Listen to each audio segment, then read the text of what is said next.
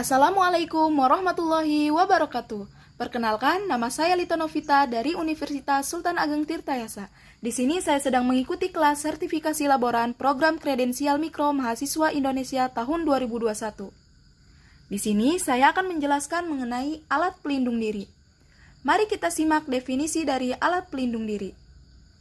Alat pelindung diri atau biasa disingkat menjadi APD adalah suatu alat yang mempunyai kemampuan untuk melindungi seseorang yang fungsinya mengisolasi sebagian atau seluruh tubuh dari potensi bahaya di tempat kerja. Berikut merupakan beberapa jenis dari alat pelindung diri.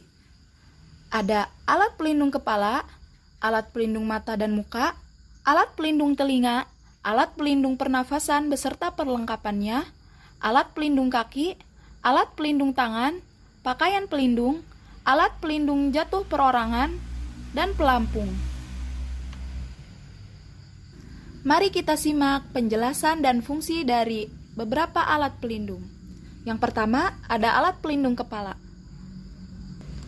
Fungsi dari alat pelindung kepala adalah alat pelindung yang berfungsi untuk melindungi kepala dari benturan, terantuk, kejatuhan atau terpukul benda tajam, atau benda keras yang melayang atau yang meluncur di udara, terpapar oleh radiasi panas, api, percikan bahan-bahan kimia, jasa drainik, dan suhu yang ekstrim.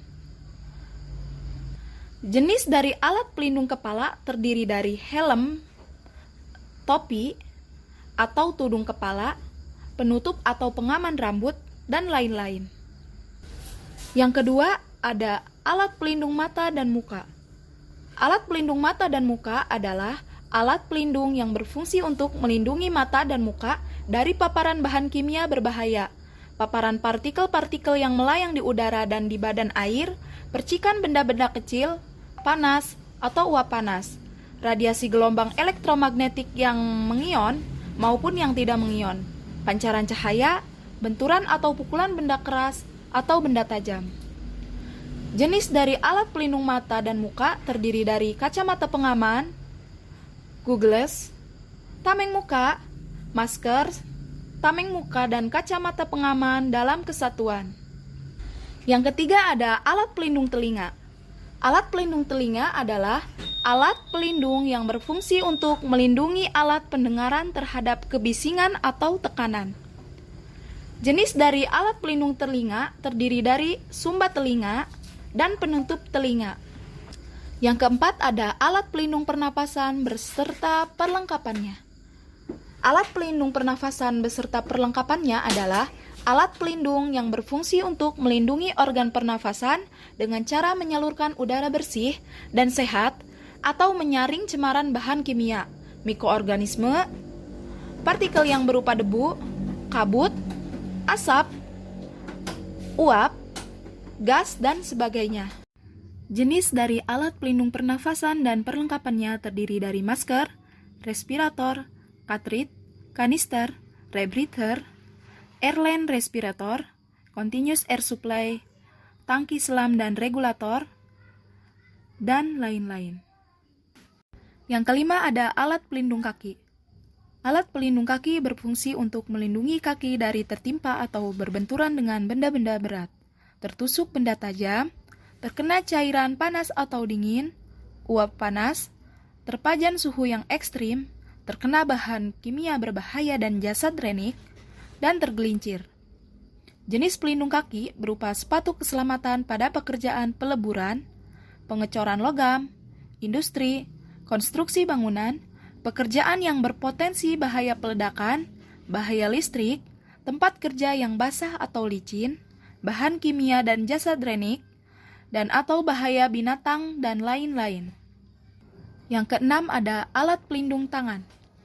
Pelindung tangan atau sarung tangan adalah alat pelindung yang berfungsi untuk melindungi tangan dan jari-jari tangan dari pajanan api, suhu panas, suhu dingin, radiasi elektromagnetik, radiasi mengion, arus listrik, bahan kimia, benturan, pukulan dan tergores, terinfeksi zat patogen, virus, bakteri, dan jasa drainik. Jenis pelindung tangan terdiri dari sarung tangan yang terbuat dari logam, kulit, kain kanvas, kain atau kain berlapis karet, dan sarung tangan yang tahan bahan kimia. Yang ketujuh ada pakaian pelindung. Pakaian pelindung berfungsi untuk melindungi badan, sebagian atau seluruh bagian badan, dari bahaya temperatur panas atau dingin yang ekstrim, pajanan api dan benda-benda panas, percikan bahan-bahan kimia, cairan dan logam panas, uap panas, benturan dengan mesin, peralatan dan bahan, tergores, radiasi, binatang, mikroorganisme patogen dari manusia, binatang, tumbuhan, dan lingkungan seperti virus, bakteri, dan jamur. Jenis pakaian pelindung terdiri dari rompi, celemek atau apron atau coverall, jaket, dan pakaian pelindung yang menutupi sebagian atau seluruh bagian badan. Yang kedelapan ada alat pelindung jatuh perorangan. Alat pelindung jatuh perorangan berfungsi membatasi gerak pekerja agar tidak masuk ke tempat yang mempunyai potensi jatuh atau menjaga pekerja berada pada posisi kerja yang diinginkan dalam keadaan miring maupun tergantung dan menahan serta membatasi pekerja jatuh sehingga tidak membentur lantai dasar. Jenis alat pelindung jatuh perorangan terdiri dari sabuk pengaman tubuh, karabiner, tali koneksi, tali pengaman, alat penjepit tali, alat penurun, alat penahan jatuh penggerak, dan lain-lain. Yang kesembilan ada pelampung. Pelampung berfungsi melindungi pengguna yang bekerja di atas air atau di permukaan air agar terhindar dari bahaya tenggelam dan atau mengatur keterapungan kemudian pengguna agar dapat berada pada posisi tenggelam atau melayang di dalam air. Jenis pelampung terdiri dari jaket keselamatan, rompi keselamatan, rompi pengatur keterapungan. Kewajiban untuk memakai alat pelindung diri ini sudah menjadi kesepakatan bersama dengan pemerintah melalui Departemen Tenaga Kerja serta Transmigrasi. Undang-undang tersebut tertuang dalam Peraturan Menteri Tenaga Kerja dan Transmigrasi Nomor 8 Tahun 2010 perihal pelindung diri. Hingga tiap-tiap perusahaan diwajibkan untuk memberi APD pada karyawan untuk memperlancar sistem kerja serta keselamatan dalam perusahaan itu. Hal yang juga penting untuk dilakukan adalah dengan menggunakan APD dengan baik dan benar. Ketika kita tidak menggunakan APD dengan baik dan benar atau bahkan tidak menggunakan APD sama sekali, tindakan seperti itu sesungguhnya menyepelekan keselamatan diri yang dapat mengancam kapan saja. Seringkali tindakan menyepelekan APD menganggap hal itu repot untuk digunakan dan merasa tidak nyaman ketika menggunakan APD. Hal inilah yang membuat risiko kecelakaan kerja semakin besar. Karena banyak dari kecelakaan kerja yang fatal itu diakibatkan karena karyawan yang tidak menggunakan atau lalai menggunakan alat pelindung diri saat bekerja. Dalam Peraturan Menteri Tenaga Kerja dan Transmigrasi yang tadi disebutkan bahwa pengadaan APD dilakukan oleh perusahaan, dan pekerja berhak untuk menyatakan keberatan untuk melakukan pekerjaan jika alat keselamatan kerja yang disediakan tidak memenuhi ketentuan dan persyaratan.